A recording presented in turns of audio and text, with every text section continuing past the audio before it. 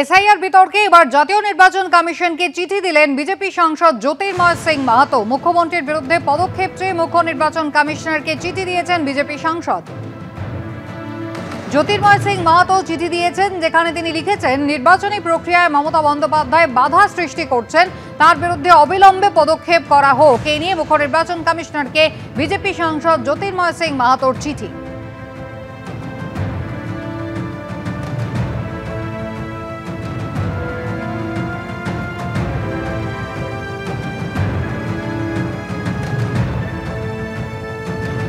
অন্যদিকে অপারেশন সিঁদুর এবং অপারেশন মহাদেবের সাফল্যের জন্য নরেন্দ্র মোদীকে আজ সম্বর্ধনা দিল এনডিএ সংসদীয় দল।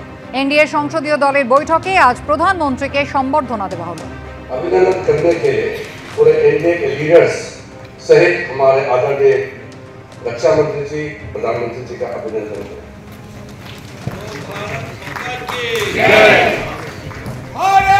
बैठो यार।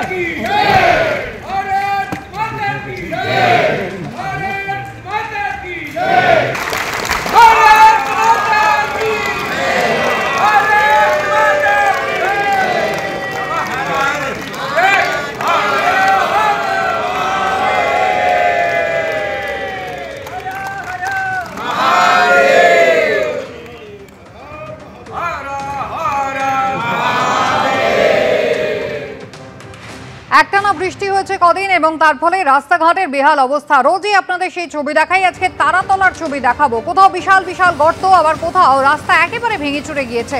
উত্তর থেকে দক্ষিণ কলকাতা শহরের বিভিন্ন প্রান্তের ছবি আপনারা জানেন, আর তারাতলার পরিস্থিতি এতটাই বেহাল।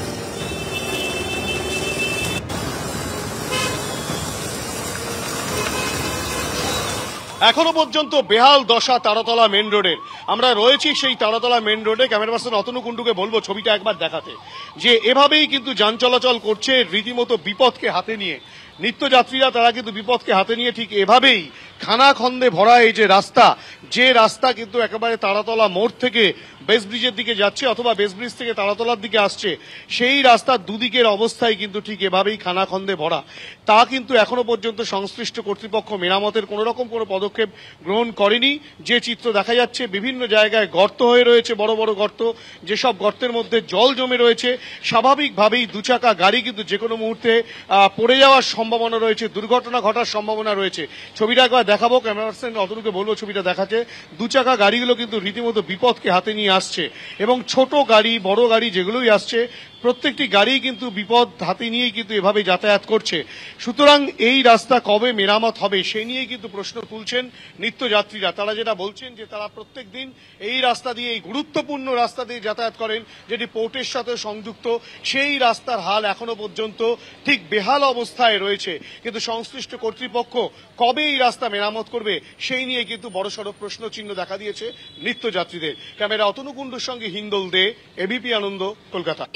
প্রতিদিন জীবন ঝুঁকি নিয়ে মানে যাওয়া আসা, পুরো নৌকোর মতো এদিক আর ওদিক, কখন যে উল্টে তো বোঝাও যায় না। পুরো খানাখন্দ ভর্তি, মানে নৌকোর মতন একদম এদিক আর ওদিক উল্টো। মাঝখানে রাস্তায় নেমে যাই ছেলেকে নিয়ে ভয়ের চোটে, আবার মাঝ রাস্তার থেকে গাড়িতে উঠি।